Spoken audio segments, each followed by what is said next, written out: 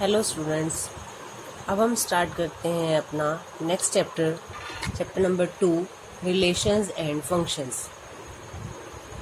इस relations and function, जैसे relations तो हमें पता ही है, अपनी डेली लाइफ में हमारे कई रिलेशंस होते हैं।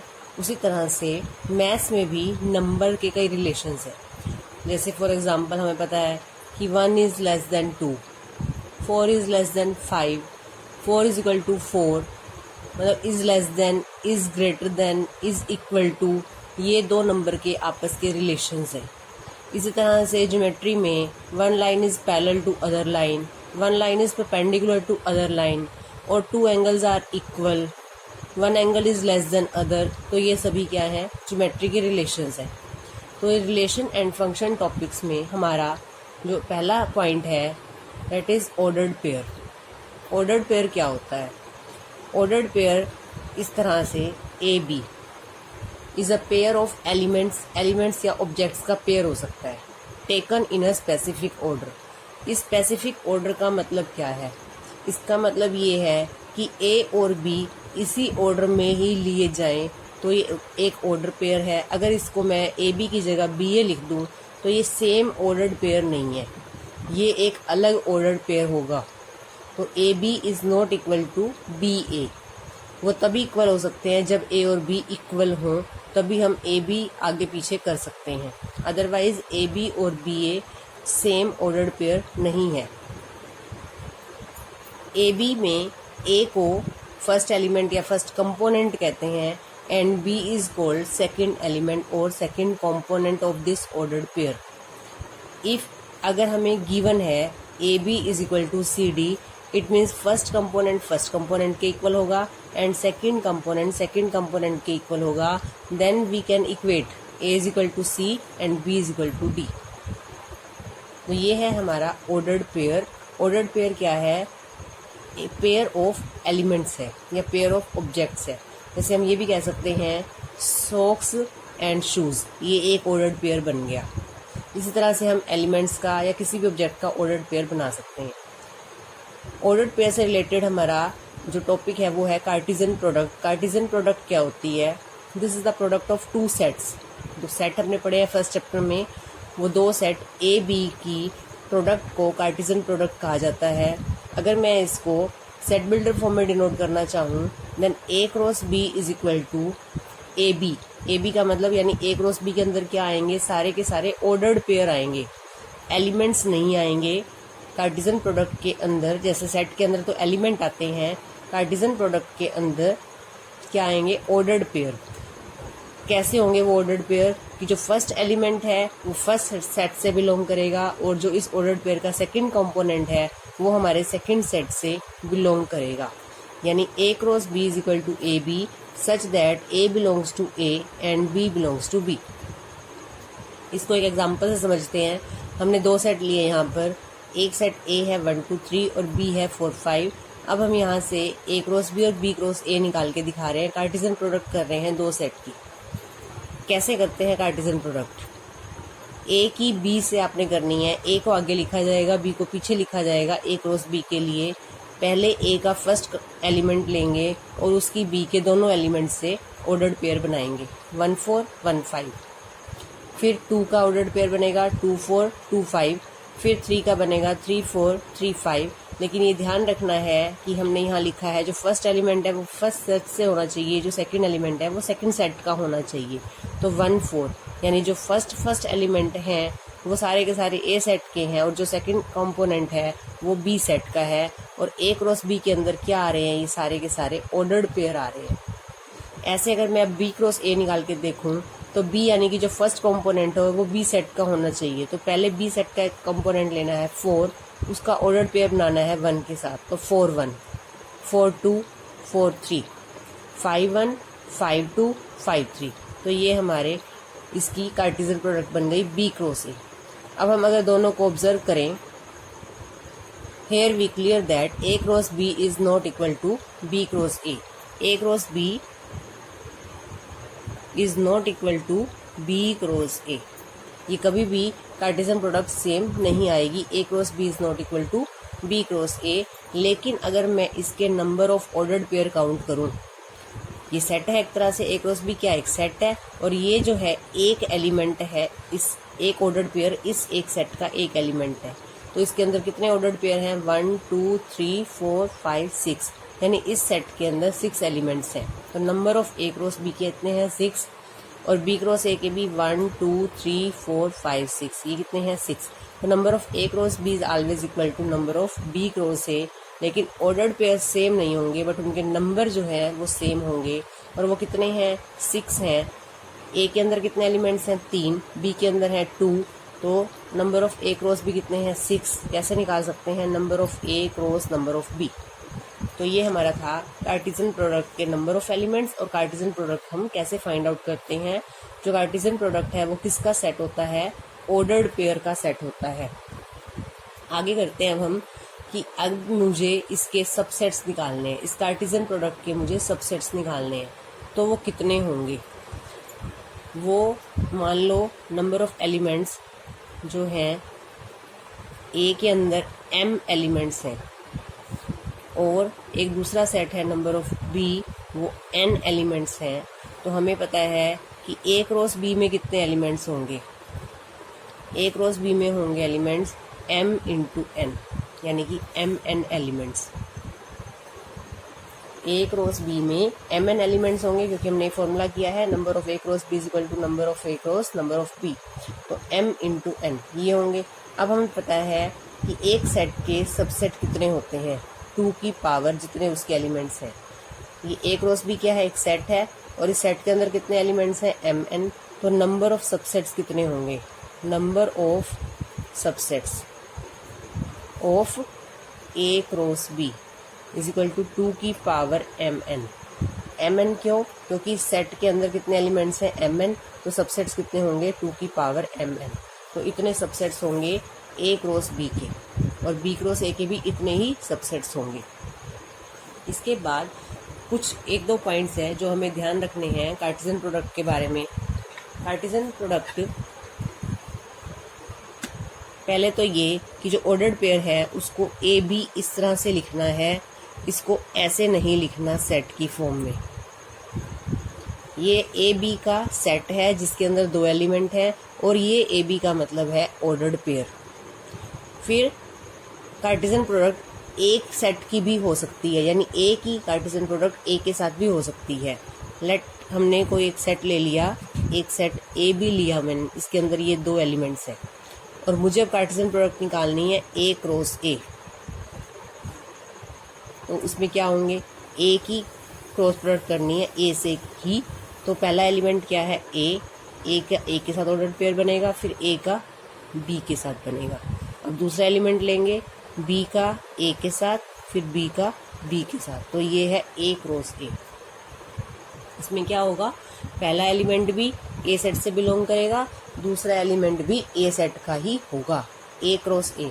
और इसके अंदर कितने एलिमेंट्स आएंगे? इसके अंदर कितने हैं? 2। दूसरा सेट ए ही लेंगे, या यहाँ पे अगर क्लियर नहीं होता तो यहाँ पे हम ए क्रॉस ए निकालना है, तो ए को दोबारा से लिख लो। अब इसकी कार्टेशियन प्रोडक्ट निकालो। पहले ए की ए के साथ, ए का बी के साथ ऑर्डर पेयर, फिर बी को लेंगे बी का ए के साथ, बी का बी के साथ। तो ये हमारी कार्टेशियन प्रोडक्ट बनेगी। इसके अंदर नंबर ऑफ एलिमेंट्स कितने होंगे? इसमें 2 हैं, इसमें 2 हैं, तो नंबर ऑफ एलिमेंट्स 2 × 2 यानी कि 4। 1 2 3 4 ऑर्डर्ड पेयर आएंगे ए क्रॉस ए में। तो हम एक सेट की अपने सेट के साथ भी कार्टेशियन प्रोडक्ट निकाल सकते हैं। उसमें क्या होगा कि जो पहला एलिमेंट है वो भी ए सेट से बिलोंग करेगा, और जो पीछे वाला एलिमेंट है वो भी ए ही सेट से बिलोंग करेगा। दोनों एलिमेंट जो है वो ए सेट से ही बिलोंग करेंगे। अगर मुझे किसी सेट की कार्टेशियन प्रोडक्ट 5 से की, यानी कि अगर मैंने ए बी की सेट है और इसकी क्रॉस प्रोडक्ट करनी है किससे? 5 यानी कि एम्प्टी सेट से। अब एम्प्टी है तो ए का किससे बनेगा? ऑर्डर्ड पेयर है ही नहीं कुछ, बी का भी कुछ नहीं है, तो कोई कार्टेशियन प्रोडक्ट नहीं आएगी। तो क्या आएगा? 5। यानी किसी भी सेट की अगर 5 से कार्टेशियन प्रोडक्ट करेंगे तो आंसर क्या आएगा? 5 आएगा। तो इन बातों को ध्यान में रखना है। आगे करते हैं हम एक्सरसाइज 2.1। एक्सरसाइज 2.1 का फर्स्ट क्वेश्चन है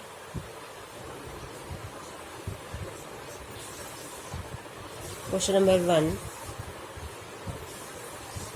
हमें दो ऑर्डर्ड पेयर गिवन है,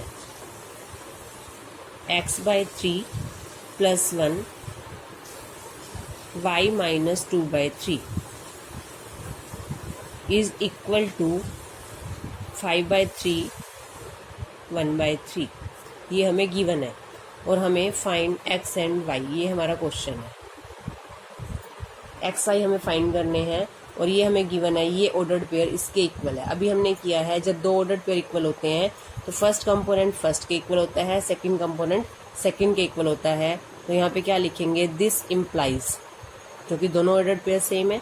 यहाँ क्या लिखेंगे, x/3 + 1 is equal to 5/3 and y - 2/3 is equal to 1/3। और यहाँ से सोल्व करके आप x और y की वैल्यू निकाल लेंगे। क्या फॉर्मूला लगा है हमारा यहाँ पर कि जब ऑर्डर्ड पेयर इक्वल होते हैं तो फर्स्ट कंपोनेंट के इक्वल होता है, सेकंड कंपोनेंट के इक्वल होता है। आगे देखते हैं question number 2, if set A has 3 elements and set A has 3, यानी कि ये हमें गिवन सेट नहीं गिवन, सिर्फ number of set elements given है 3 है, और B सेट गिवन है। B सेट है हमारा 3 4 5। क्वेश्चन है find number of A cross B।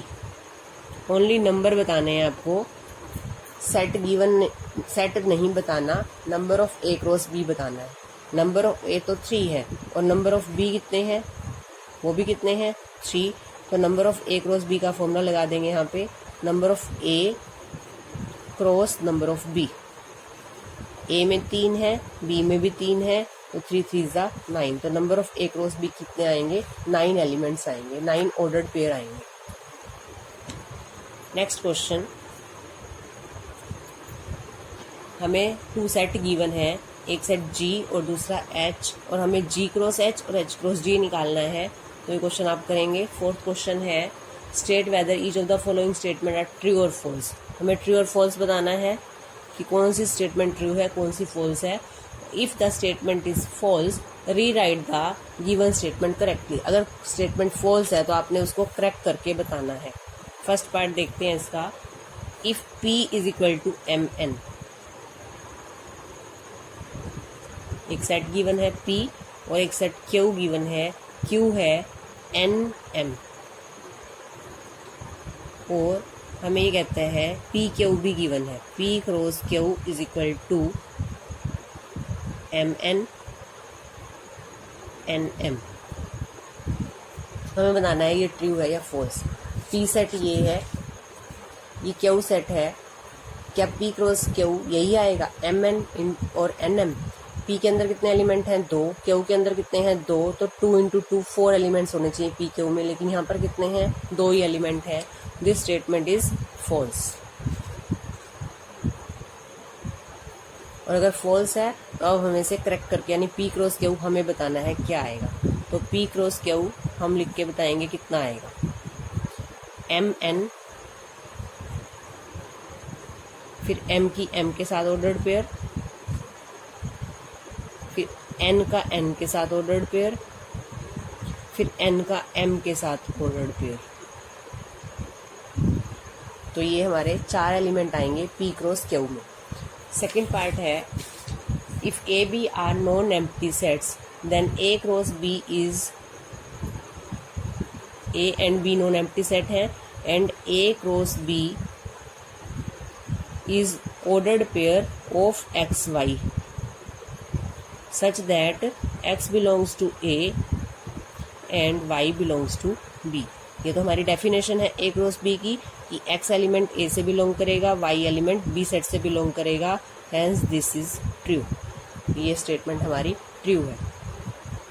Third part है इसका, एक सेट A गिवन है 1 2 and B set is equal to 3 4।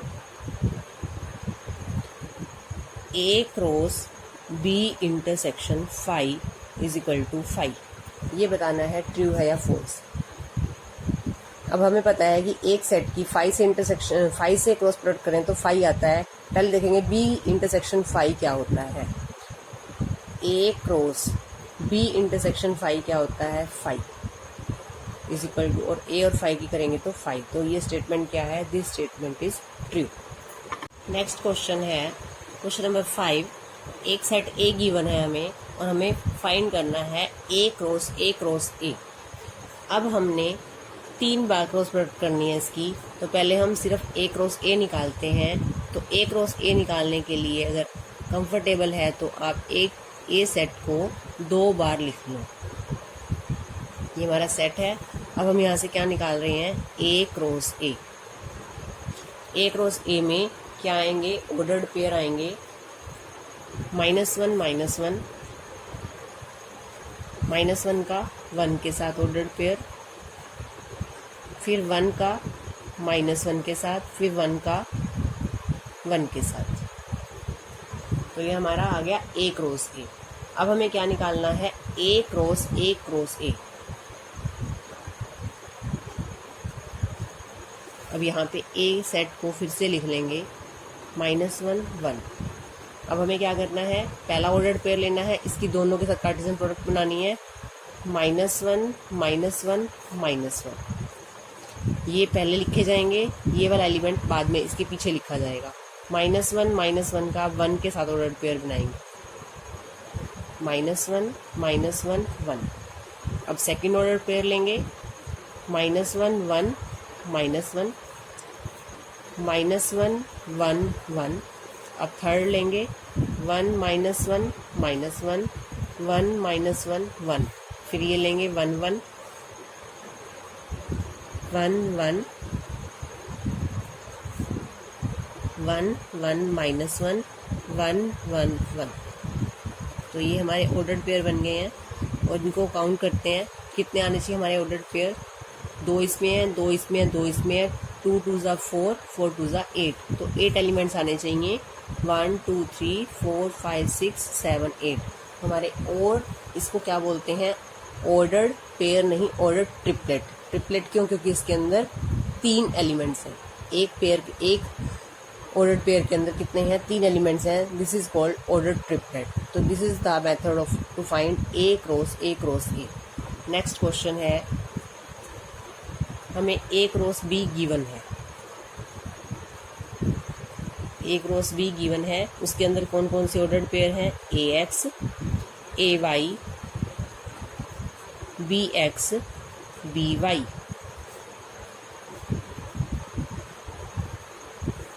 आपको फाइंड आउट करना है A and B. Find A and B. अब हमें पता है ए क्रॉस बी के अंदर जो ऑर्डर्ड पेयर होते हैं उसका जो फर्स्ट एलिमेंट है वो ए सेट से बिलोंग करता है और जो सेकंड एलिमेंट है वो बी सेट से बिलोंग करता है। तो ए सेट के अंदर कौन कौन से एलिमेंट्स आएंगे, ए बी बी। लेकिन हमने एक एलिमेंट को रिपीट नहीं करना, तो ए सेट के अंदर आएगा ए बी। ऐसे ही बी सेट के अंदर क्या आएगा, एक्स वाई। तो रिपीट ना करते हुए क्या लिखेंगे, एक्स वाई। इसके अंदर 2 हैं, इसके अंदर 2 हैं, तो इसके अंदर कितने एलिमेंट्स हैं, 4 एलिमेंट, 2 2 ज़ा 4। तो हमें ए और बी सेट फाइंड आउट करना था। ए सेट आ गया ए बी और बी सेट आ गया एक्स वाई। नेक्स्ट क्वेश्चन में हमें 4 सेट गिवन है, A B C D 4 set given है। और इसका सेकंड पार्ट देखेंगे, A cross B is a subset of B cross D. ये हमें वेरीफाई करना है। वेरीफाई करने के लिए हमें क्वेश्चन को सोल्व करके दिखाना होता है। ए क्रॉस सी और B, A cross C is a subset of B cross D. सबसे पहले हम ए क्रॉस सी निकालेंगे। ए सेट हमें गिवन है 1 2 और सी सेट हमें गिवन है 5 6। ए क्रॉस सी निकालेंगे 1 5 1 6 2 5 2 6। अब हमने बी और डी सेट भी गिवन है। बी सेट है 1 2 3 4 एंड डी सेट गिवन है 5 6 7 8। B cross D find out करना है पहले। बी क्रॉस डी के लिए पहले बी का फर्स्ट एलिमेंट लेंगे, इसके चारों ऑर्डर्ड पेयर बनाएंगे 1 5 1 6 1 7 1 8। अब 2 को लेंगे 2 5 2 6 2 7 2 8। 3 से बनाएंगे 3 5 3 6 3 7 3 8। फिर 4 से बनाएंगे 4 5 4 6 4 7 4 8। तो ये हमारा बन गया बी क्रॉस डी। अब हमें ये बताना है क्या A cross C B cross D का सबसेट है। सबसेट वेरीफाई करने के लिए अगर ए क्रॉस सी के सारे एलिमेंट बी क्रॉस डी में आ जाएंगे then this is the subset. तो ए क्रॉस सी में 1 2 3 4 क्या ये चारों एलिमेंट्स बी क्रॉस डी में आ रहे हैं। 1 5 है 1 6 है 2 5 भी है 2 6 भी है। तो यहाँ लिखेंगे यस ए क्रॉस सी पूरा is a subset of B cross D from 1 and 2। 1 and 2 से हमें क्लियर है कि A क्रॉस C के सारे एलिमेंट B क्रॉस D में आ रहे हैं, तो hence A cross C is a subset of B cross D। Next question है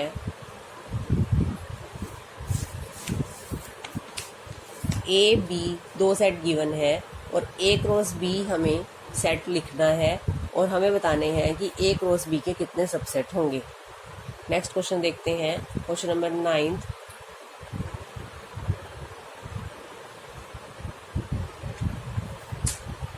Cartesian product A cross A has 9 elements.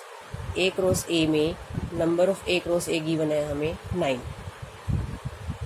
And कुछ ऑर्डर्ड पेयर गिवन है -1 0 and 0 1। ये जो हैं ये दोनों जो हैं वो A क्रॉस A में है। Find the set A and remaining elements of A cross A। A cross A में 9 एलिमेंट्स हैं लेकिन उनमें से ये जो है R ordered pair of A cross A। A cross A में टोटल तो 9 एलिमेंट्स हैं, 9 ऑर्डर्ड पेयर है, लेकिन यहाँ पे हमें सिर्फ 2 ऑर्डर्ड पेयर गिवन है। हमें पूरा A सेट बताना है और A क्रॉस A के बाकी ऑर्डर्ड पेयर लिखने हैं। अब A क्रॉस A में 9 एलिमेंट्स हैं, इसको लिखेंगे A cross A is equal to 9।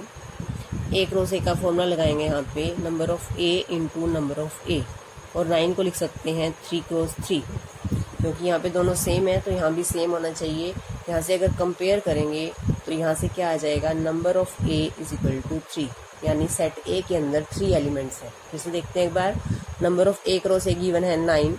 A cross A का नंबर का फॉर्मूला है number of A into number of A, और यहाँ पे 9 को लिखा 3 इंटू 3, यहाँ से कंपेयर करके आ गया number of A is equal to 3, यानी सेट A के अंदर 3 एलिमेंट्स हैं।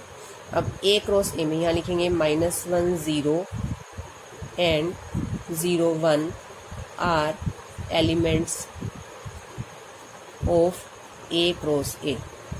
अब A क्रॉस A में है तो इसका मतलब जो पहला ऑर्डर्ड पेयर का फर्स्ट कंपोनेंट है वो A सेट से बिलोंग करेगा, और जो दूसरा कंपोनेंट है वो भी A सेट से बिलोंग करेगा। तो इसका मतलब A सेट में क्या क्या आ सकता है, -1 भी A सेट से बिलोंग करेगा, 1 भी और 0 भी, और कितने एलिमेंट्स थे 3, तो A सेट हमें मिल गया। अब हमें क्या लिखना है, A क्रॉस A, वो हम लिख लेंगे A क्रॉस A।